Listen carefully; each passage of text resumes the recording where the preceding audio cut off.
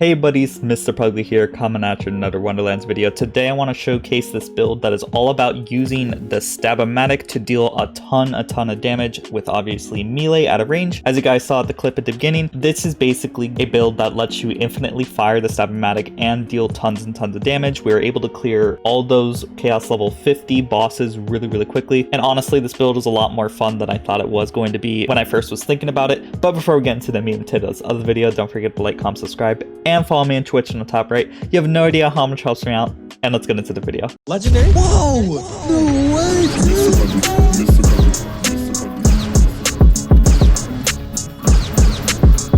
So first things first, I do want to give a big shout out to Bubba. He is a Discord member on our Discord, and he gave me a small idea to possibly run with. And originally I was like, it might not work. But then after I ran some numbers, I was like, okay, this is actually going to be really deadly. It is a key reason why this build does so much damage. But first things first, let's of course go over the skill tree. Now this is going to be a Spellshot Graveborn build that uses Reaper Bones to try to deal the most amount of damage with the Stab-O-Matic that we are running. Of course, there's multiple different ways you can run a Stab-O-Matic.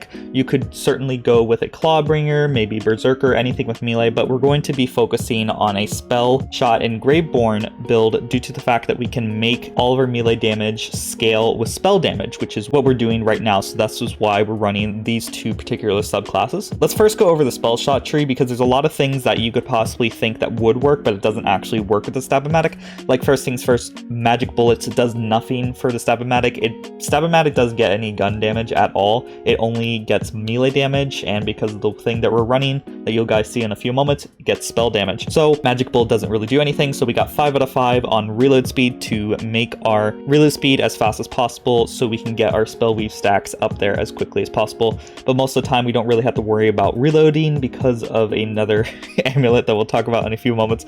But we got 5 out of 5 on just warming up, so our fire rate is going to be really high, which is excellent because we never have to reload, thus allowing the reload speed to really shine to increase our total DPS. Next we have 5 out of 5 on Font of Mana. Spell cooldown rate and axe skill cooldown rate are essential on this build, and you could argue for most builds, but our big burst windows are going to be from Reaper Bones and of course our Buffmeister, so we want to get as much cooldown rate as possible. Next we have Glass Cannon. This just gives us 30% spell damage and makes us no longer recharge our ward, which is very important for the ward we are running. It's not going to be Cursed Wit. The ward will actually surprise you because no one runs this ward, at least as far as I'm aware.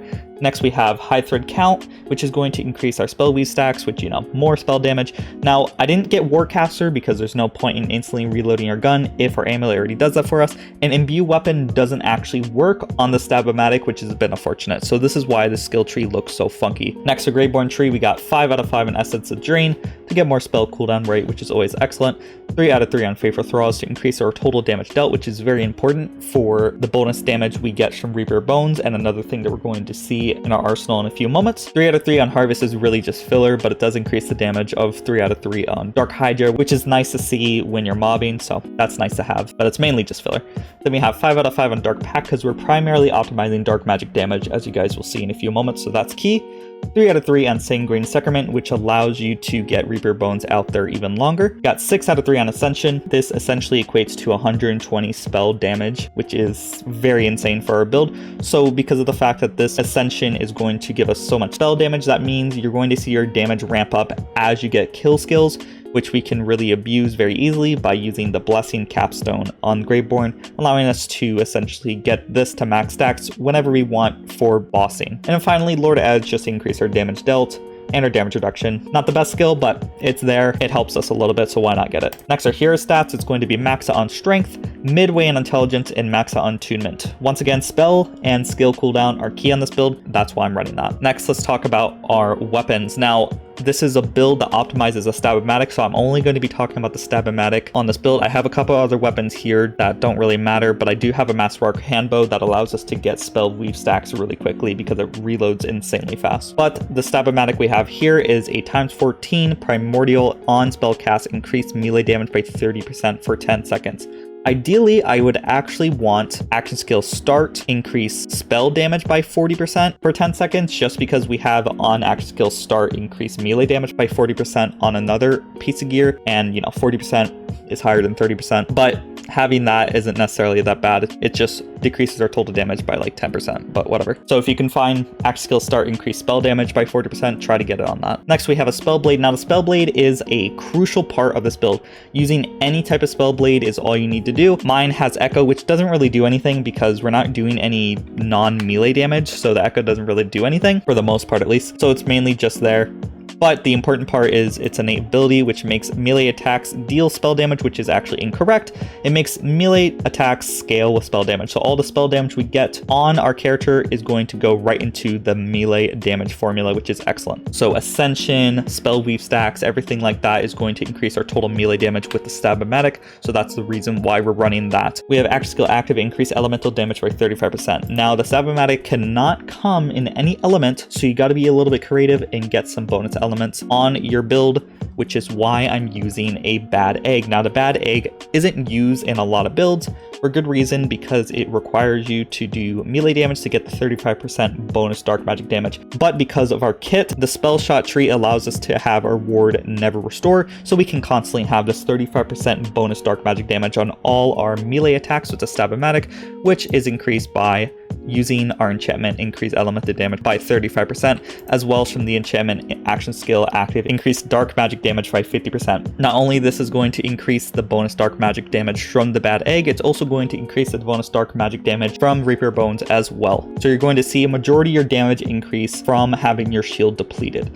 Now you might be thinking, why not just run a Curse Wit like every other build? Mathematically, with the numbers I ran, the bad egg deals more damage than the Curse Wit because of the fact that it's bonus dark magic damage, and it technically double dips with all damage dealt. Because of this, we can really abuse a certain armor piece that we have on this build, and you don't need a perfect one like I have right here. I have a Selective Amnesia that is Graveborn power, Spell Weave power, max Ascension, Essence Drained, all damage dealt, spell damage, and movement speed. Now the movement speed is important, but I'll be honest, most of the clips I had was with this one, with a gun damage, which doesn't help our build at all, and it doesn't have any points for our character at all. But I was able to clear all content very easily with this, so it doesn't really matter what type of Selective Amnesia you have as long as you get one, because that's really the key. You're going to see a lot of movement speed increase due to its innate ability of increasing your movement speed, as well as the bad egg passively giving you 20% movement speed as well as another thing in our kit. So just get any Selective Amnesia at all. You don't need a perfect one, but having this one does help with the DPS just a little. If you guys aren't familiar, the Selective Amnesia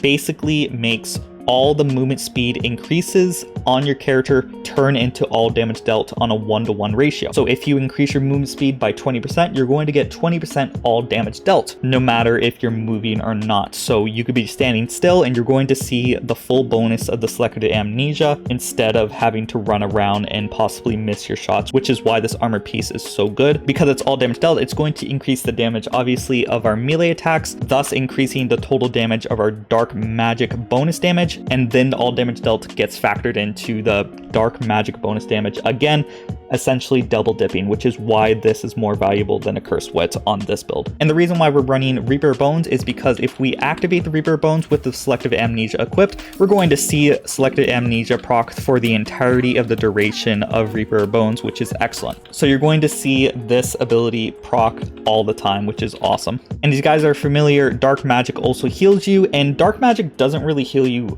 that much as you would think.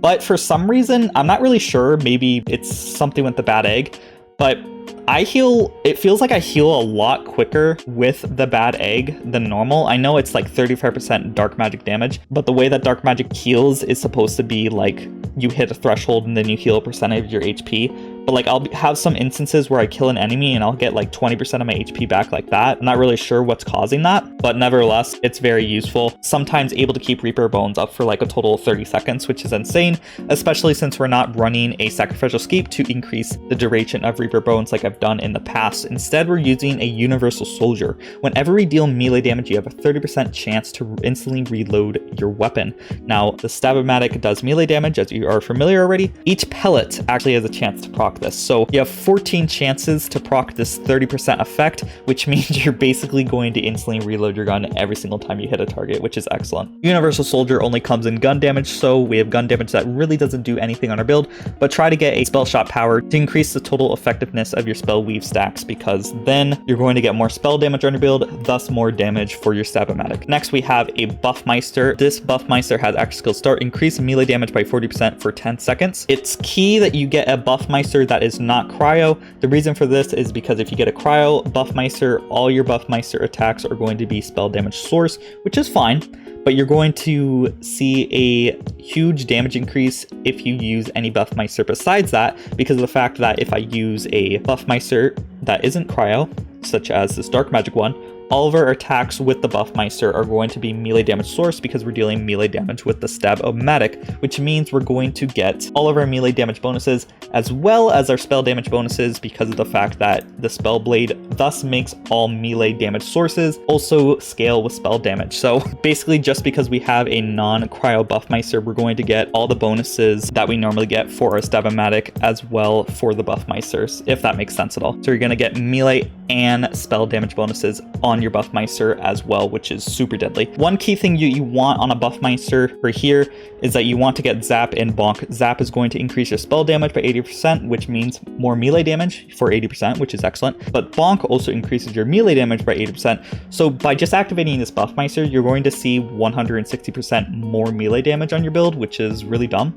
And then it also gives you 80% movement speed with the Selective Amnesia, which means you're going to get 80% all damage dealt, 160% melee damage by just activating the Buffmeister, which is so dumb. And the fact that it's also dark magic, we're going to see a huge bonus from our dark magic multipliers as well. And finally, I have these two mood rings, which is spell damage with melee critical hit damage, as well as action skill cooldown rate. Now, originally I was running these two rings because I didn't dupe them when I was running to Chaos level 50, so I wasn't using anything optimal at all. But keep in mind that you can use melee critical hit damage or shotgun critical hit damage. They factor into the Stab-O-Matic's damage the same way, as far as I'm aware, so you can either get shotgun critical hit damage or melee critical hit damage or both, which means you can get more damage than you're seeing with my current build. Now, I know there's a lot of moving parts on this build and a lot of explanation, but we're done with the bulk of the main explanation on why this build is able to run so good. So let's next just go over to my myth ranks. We have a total of 391. We have 98 points into Druid, 97 points into Archmage, 98 points into Blade Master, and 98 points into Deadeye. If you can, try to get max movement speed on your myth ranks to get the most benefits from your Selective Amnesia. I currently don't have that, but I'm still able to kill everything with no problem. Oh, and before I actually showed the combat, I actually was using this Universal Soldier during my clips. I only just recently found this Universal Soldier, so keep that in mind. You really don't need perfect gear at all. You kind of really just need a Buffmeister with Zap and Bonk, a Bad Egg, any Selective Amnesia, a Spellblade, and then a Stab-O-Matic, and then you're golden. It's kind of really a generic type of build, like you can use almost anything, except I guess for this very specific Buffmeister, but everything else is kind of generic. You can pretty much kill everything with suboptimal gear, like I have when I was testing this build, which is so fun. And last things last, all I need to do is showcase how this build works on a normal run. So let me go over to a normal run. Let's do some normal Chaos Chambers just so you can see how quickly we can kill these targets. Now keep in mind, this build slowly ramps up the damage due to the fact that Ascension is going to give you 120% more spell damage, but we're not going to get any Ascension stacks until we activate our Buffmeister or kill targets, so it's going to slowly ramp up. Or you can use a Arcane Bolt or some other low cooldown spells and just spam your spells such as this, so you can get your Ascensions up as well as some of your other cooldowns. And since we have so many points into Essence Drain, we're going to see us able to proc this very, very easily, as well as get some spell weave stacks while we're doing this. But instead, I like to also use this as a primary tool to get spell weave stacks, so you can kind of just reload really, really quickly and get all your spell weave stacks just like that. But I digress. Let's actually go and show how this build actually functions. So I have my Stab-O-Matic out here. I'm just going to primarily just shoot everybody, and I'm not going to activate any, you know, burst window stuff, and I can primarily just shoot these targets as long as I want, but you're going to see a huge damage increase as soon as I activate my Buffmeister and my Reaper Bones. So you're going to see the bulk of my damage increase to a crap ton. Now, due to the fact that this is a shotgun, you're going to see that a lot of your pellets are going to spread everywhere. So I personally had troubles aiming with this build because, you know me, I'm not the best at aiming. It was kind of a toughie trying to get used to this build because I'm used to using items that don't require a lot of aiming, and the Hyperion has kind of a pinpoint accuracy, so you gotta either be really good at aiming, worry about your weapon sway, or actually aim down the sights, which is something I never do. You know me, I never aim down the sights, so this is really bizarre for me. But you can kind of get away just loosely shooting at the enemies. But if you're noticing your damage is just super bad, you really got to start aiming down the sights, because obviously all your projectiles are going to hit, since there's a total of 14 projectiles, and potentially not all of them will hit. Also, because of the fact that this is able to deal melee damage, when you actually shoot a barrel, it's not going to proc it, it's just going to fling it as if you meleeed it. So keep that in mind. You can kind of use this as an advantage. I've used this when running the chaos chambers to like just fling a barrel at an enemy, so that's very fun. So keep that in mind when doing these. So really the game plan is just to activate your burst windows just like any other build, but you're going to primarily see your damage skyrocket when you activate your burst windows as opposed to some other builds. So keep that in mind that this build is all about the burst windows. And look at my Reaper Bones coming back super quickly due to our dark magic healing us. That's so great. I personally never saw my Reaper Bones come back so quickly except by using the bad egg. So I'm not really sure if it's just because it deals so much dark magic damage or something, but either way it heals me tremendously, which is always a fun thing. Now you're going to see your Buffmeister come back a lot quicker than your actual Reaper Bones due to the fact that Reaper Bones has such a huge cooldown, so you can kind of get away with just activating your Buffmeister instead of your Reaper Bones. So don't be hesitant to just activating Buffmeister instead of waiting for both of them to be up.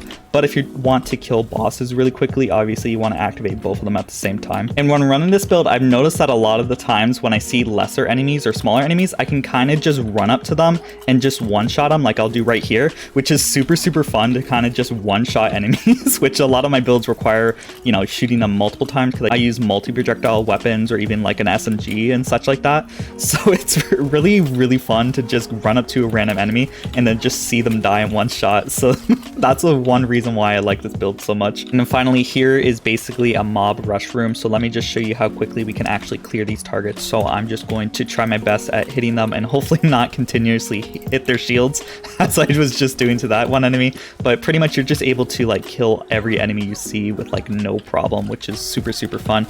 And as soon as the boss spawns, we should be able to kill him quickly as well. And now that this boss spawns, I'm just going to lace into him, and he's done in what, like, I think that was like 3, maybe 4 shots. So I definitely encourage you guys to try out this build. It's really fun to finally find a use to use the bad egg, because most of the time I wouldn't use it even during a normal melee build. So this is really fun personally for me to finally use a shield that's different, as well as having another excuse to use this Selective Amnesia Reaper Bones combo. And of course, running really fast is it's a lot of fun. Basically, this build has a lot of different fun capabilities. You run fast, you use items that you normally don't use, you one-shot people, you just deal tons of damage, and generally, and I guess you never have to reload, so there's another fun aspect. So I definitely encourage you guys to try out this build. I don't think you guys would be disappointed because this is such a blast for me to play. And as always, a big shout out to the members who make these videos possible. We got Jace Noodles, Clairvoyance, Rick and Glacius, Josh Dig, 31 Bar 70, Grey Wolf, Wishkeeper, Leska, Cameron, and Benjamin. These are the people who support me as little as $5 a month on Patreon or YouTube, and you can also support me as little as $5 a month by clicking the link in the comments description or in the top right to become a member.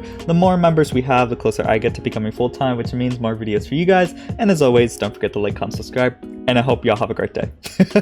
Bye-bye. And the last shall be first to immerse in a pass out heat, facing him up with a moxie melt till he woke up drowning in tchotchke hell. War in a cave with a torch on a wall, then a window arrangement of porcelain dolls.